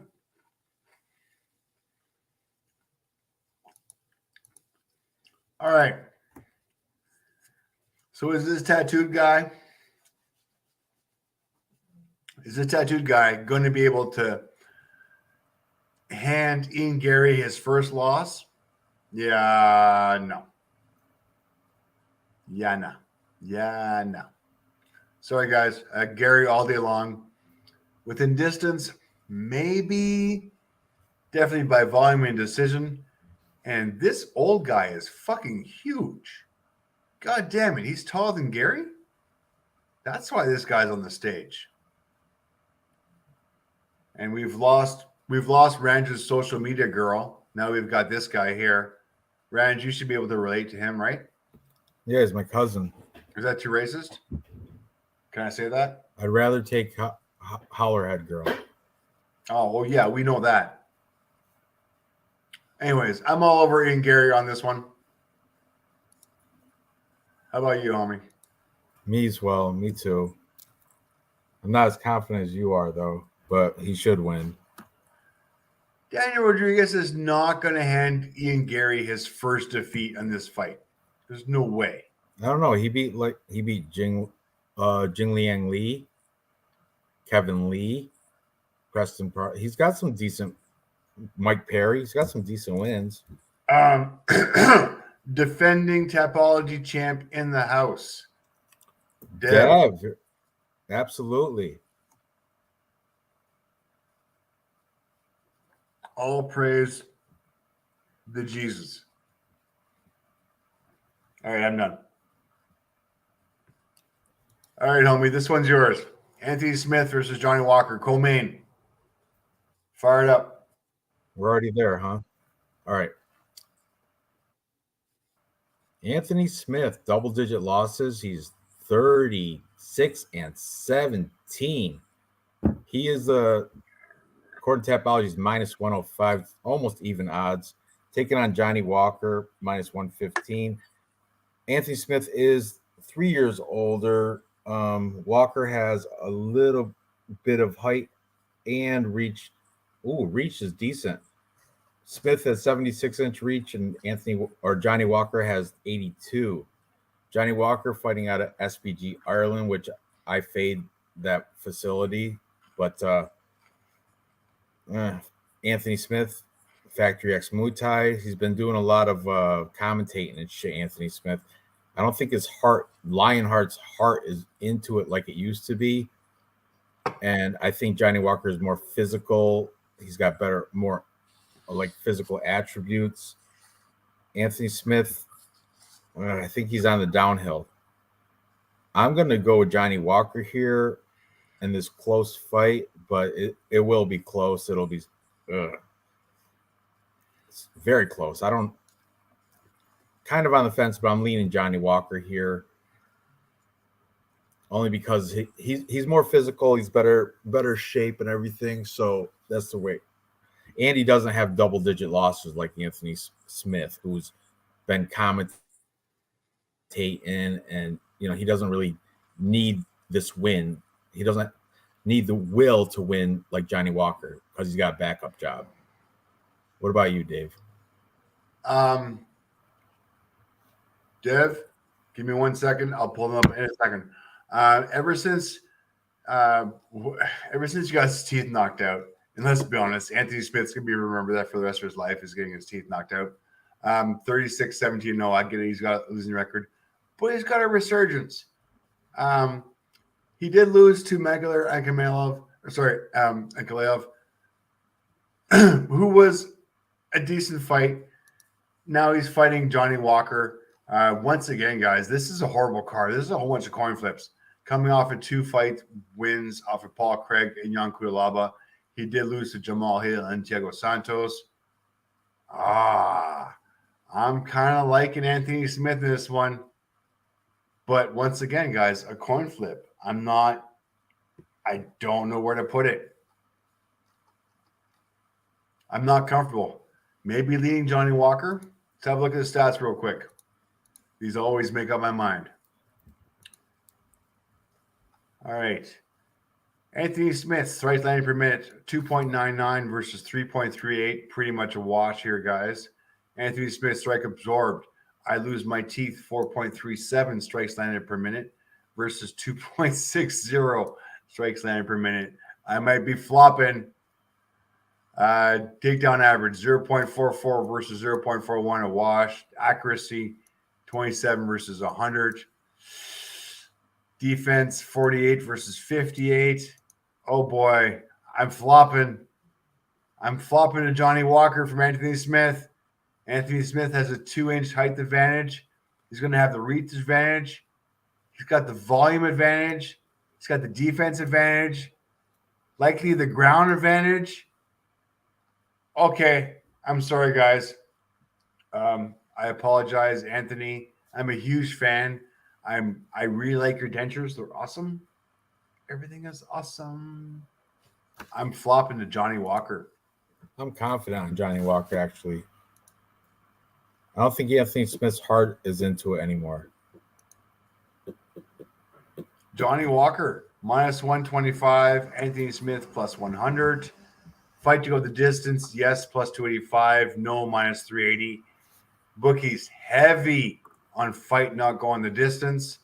If anybody's looking to prop this out, Johnny Walker by TKO, DQ, or submission, plus 125 is where you're putting your money at, guys.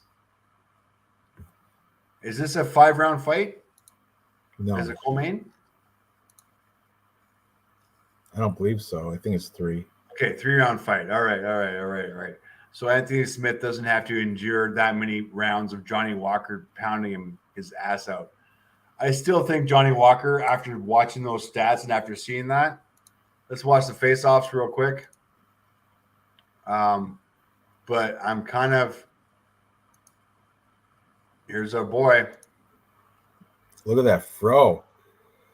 Dude, that's padding. That's – and he's jacked and height. Oh, my goodness. And he's got the suction cups. Look how huge he towers over Dana. He's a gigantic human. The fro makes him look even giganticer. Is that a word? Giganticer? Yeah. Sure, you can use it.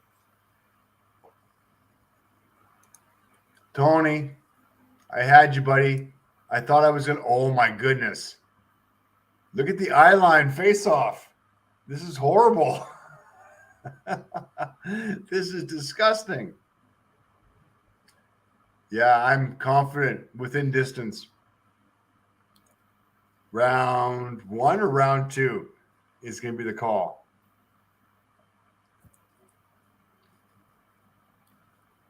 You think Johnny Walker's going to finish him?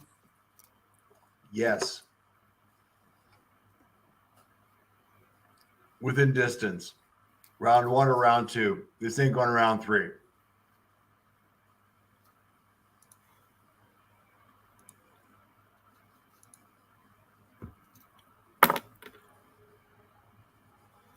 All right. Let's see. Johnny Walker coming off 2 wins. Jan Kutalaba by submission, and then Paul Craig by TKO. Yeah, I'm on Johnny Walker, and I'm pretty confident. Like I said, I hate SPG Ireland, but still, whatever. Because you know what I hate is that Johnny Walker had that fight with, who was it, Thiago Santos? Yes. And they were like, oh, you're up on points. Just keep doing what you're doing. And then he ended up losing a decision because SPG Ireland did horrible coaching on the side.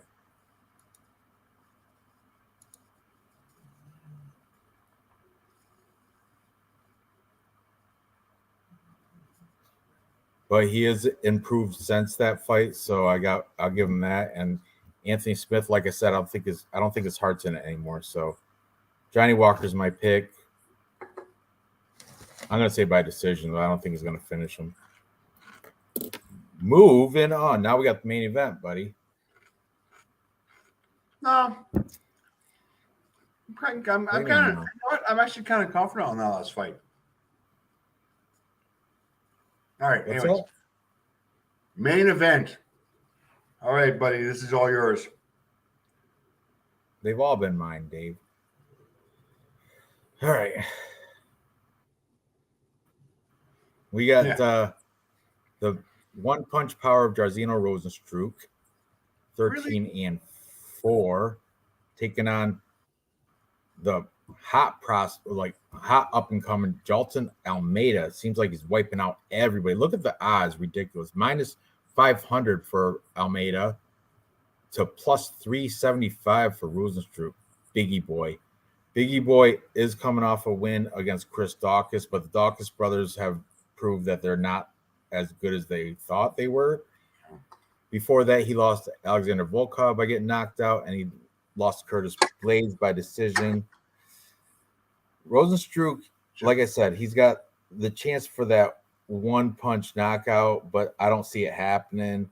Jalton Almeida, well rounded. He's got jiu-jitsu, grappling. He can strike. And I think that now that he's settled into heavyweight, he'll come in a little bit heavier. I didn't watch the weigh-in, so I don't know, but I'm pretty confident Jalton Almeida is going to win this.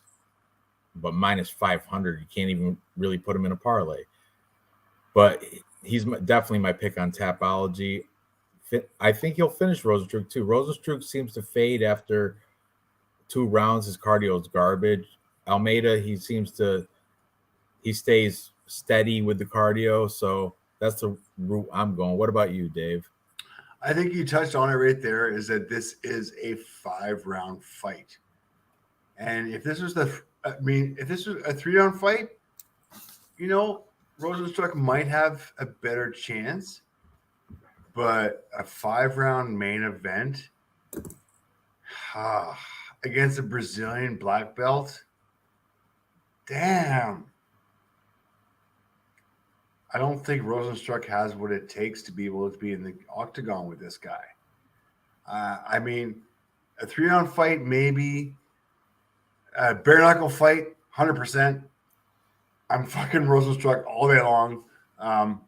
But in a 5-round technical fight against a Brazilian, man, it's hard. It's hard to bet on Rosenstruck on this one. I mean, we can pull up the stats real quick. I haven't even looked at the stats yet, but I'm pretty confident I know exactly what they're going to be like. All right, Rosenstruck, strikes landed per minute, 2.93 versus 4.19. Almeida has this. Okay, and this surprises me. Almeida has the advantage on the feet as well. This is not good.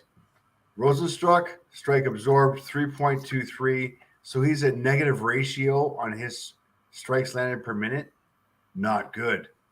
Almeida, strikes landed 4.19, strike absorbed 0.34. What kind of fucking defense is that? The guy does not get tagged. Okay. Let's go ground game. Ground game. Takedown average 0 versus 6.73 for Jalton Almeida. 0 versus 6.73. Takedown accuracy 0 versus 70%. Takedown defense 75 versus 50. Submission 0 for 2.2. Okay. If I wasn't all over Almeida beforehand, I'm Almeida all day long. I don't think Rosenstruck can last 5 rounds against this guy. Almeida within distance. I have not been more confident. Saying first round, everybody is. I have not been more confident in this than in so long. And by the way, so are the bookies. By TKO, DQ, or submission, Almeida minus 350 within distance. If Rosenstruck can last 5 rounds and wins it, he's at plus 2,200. If Rosenstruck lasts 5 rounds and Almeida wins it, plus 750. I don't know if Rosenstruck has a cardio last 5 rounds. I don't know when the last time he's okay. When has he lasted? Has he ever lasted 5 rounds? Punches. Curtis Blades. That would have been a 3-round. Never mind. So he went 3 rounds against Blades, but I mean everybody goes 3 rounds against Blades. And if not, we have no finishes whatsoever except the split decision. Okay, never mind. Okay, so he's not going there. He's been 3 rounds once in his career. I don't think he's going 5 rounds. As a matter of fact, I'll be confident and guarantee he's not going 5 rounds. So Almeida, damn, 18-2. Round 2, round 1, round 1, round 1, round 2, rear naked choke, grappling. He might be future champ for real. This is 100% going within distance. Almeida within distance, knockout, TKO, DQ, submission, and you're still, by the way, only getting minus 350 by Bet 365. Let's see the face off. 100%. Pick your round, guys. Round one. Let's see the face offs. Oh shit! I'm on it. Hang on.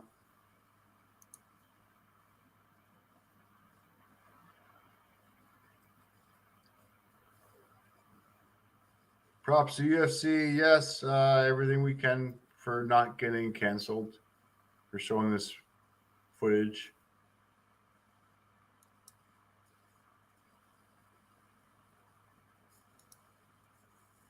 All right, here you go, real quick, before we get canceled. Great angles and clarity. Very nice.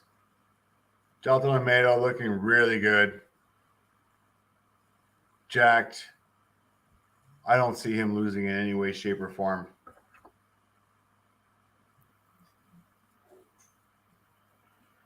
Biggie boy. Biggie boy's a shit. You gotta admit. Love the man. Big fan. But in this case, striker's chance, and that's what he's got. MPTV said Rosenstruck spent 5 rounds with Overeem and Sorogan.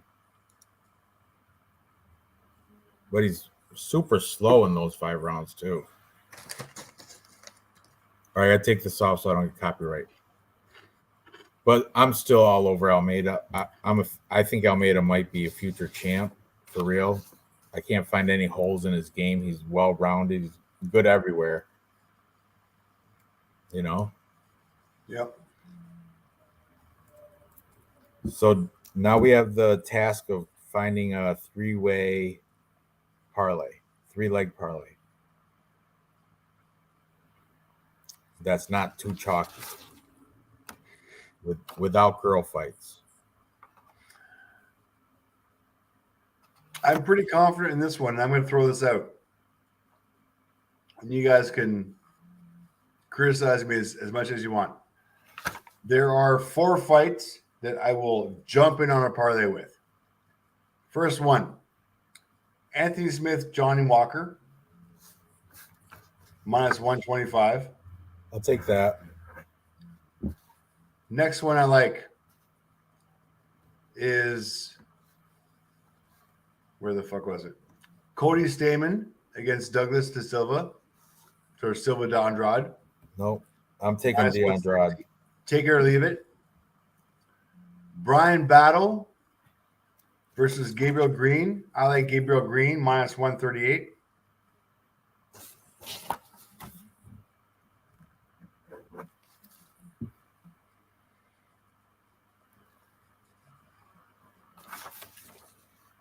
And Alex Morono.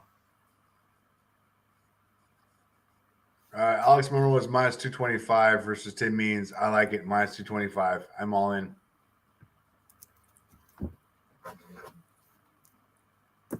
Excuse me for once.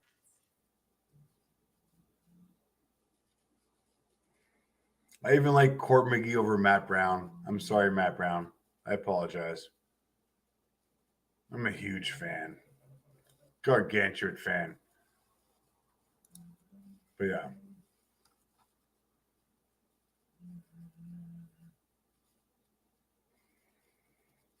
All right. Oh, Bigfoot. 9 fighters got suspended in PFL. That kind of doesn't surprise me.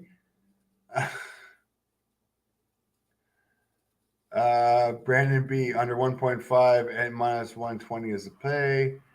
MPTV Rosen went 5 rounds against Overeem as well.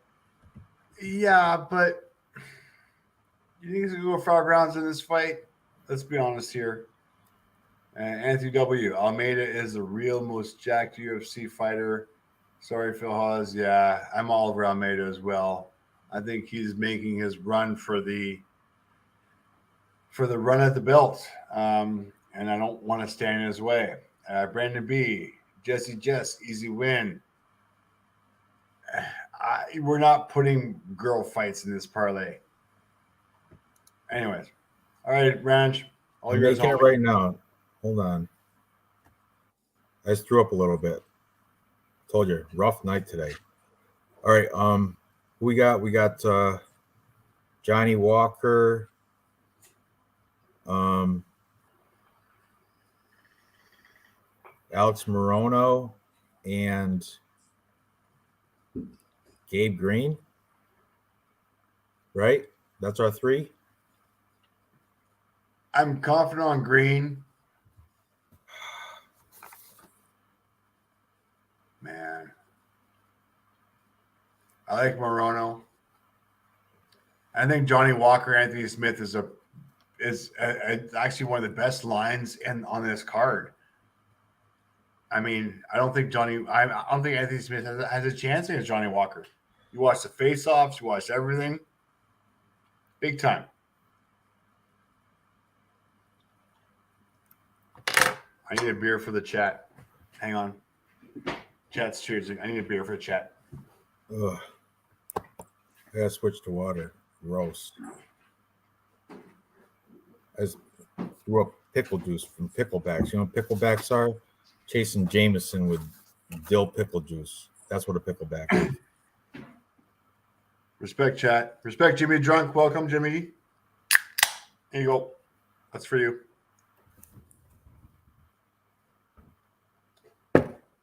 I feel you.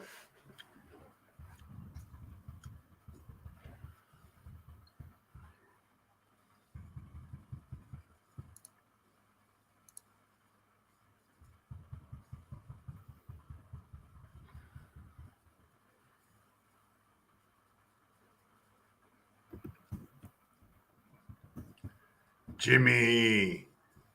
Always appreciate it. Thank you very much for the dono. Oh, Jimmy the Drunk. I love it. Thank you. Definitely appreciative. You're awesome, Jimmy. This beer's for you. It's a $5 beer.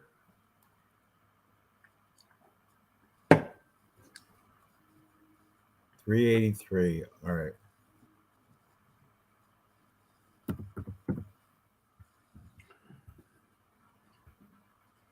All right, homie. Got your bets in? Almost.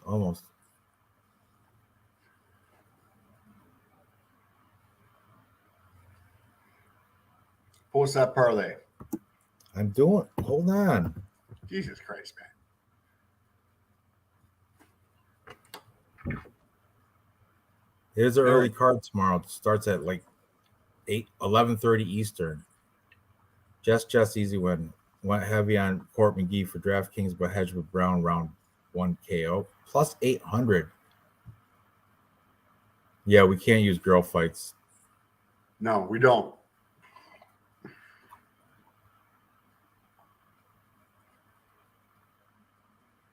All right, let me finish off this before we sign off. Blood Money MMA bets, Johnny K picks, MMA Fight Club with Manny. Sign up to that guy's newsletter. Always impressive. Spends more time on YouTube than anybody else as far as content goes.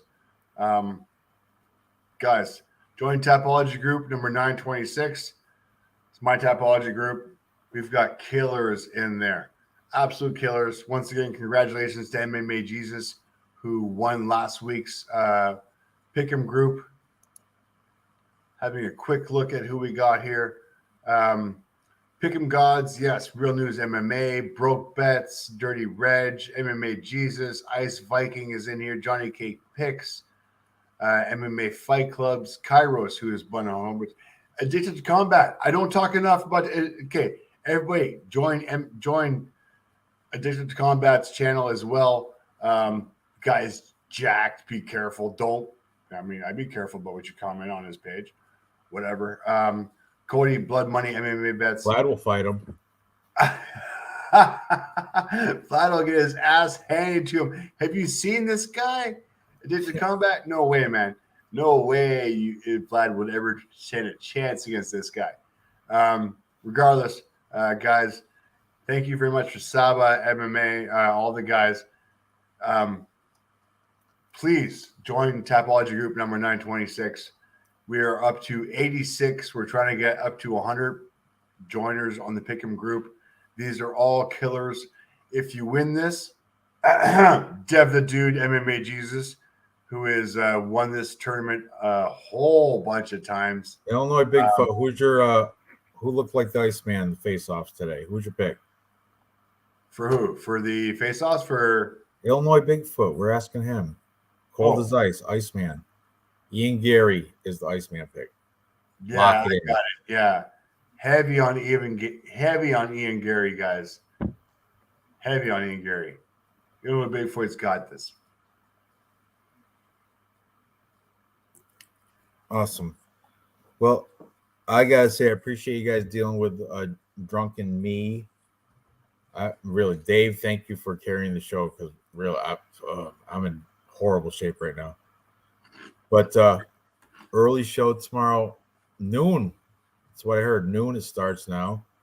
Let's see the face-off again. Sure, let's do it. We got time, Dave, right? What? Face-offs? Let's see the Ian Gary face-off again. Oh, Ian Gary.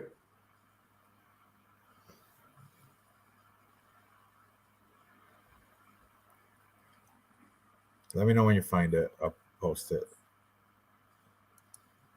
Thank you, Anthony W.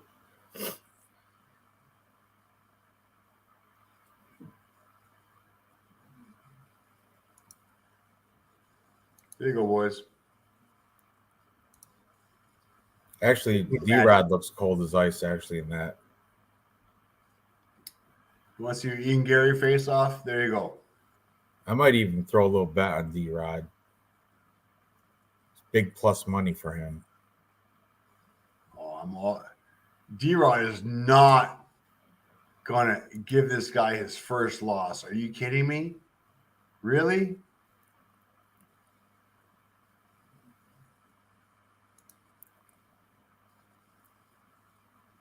Look at that boy. Cuckold. You tell me that boy's going to lose?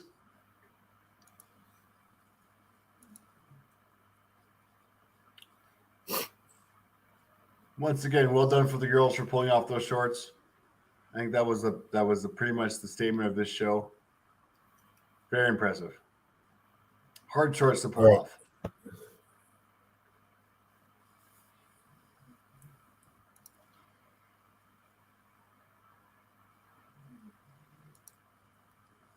Gary will win, but D-Rod was I think he won the face-off, actually. All right, guys. For real, I'd stay a little longer, but bubble guts and shit, all that stuff. I got to end this thing. There'll probably be a robbery. Gary decision robbery. Like I said, I might throw a little bit on D-Rod just because. But I appreciate you guys in the chat. And Dave, thank you for carrying the show tonight because I was in no shape to do it. You let me through. All right. So thank you. And good luck tomorrow, 11 noon Eastern time. Dave, for you, that's 9 o'clock. Perfect. All right. All right. Go watch UFC, go to the beach, enjoy my 9-degree weather by the beach. It's going to be awesome. Have a good night, guys. Good luck on all your bets, and we'll see you tomorrow. All right. Later.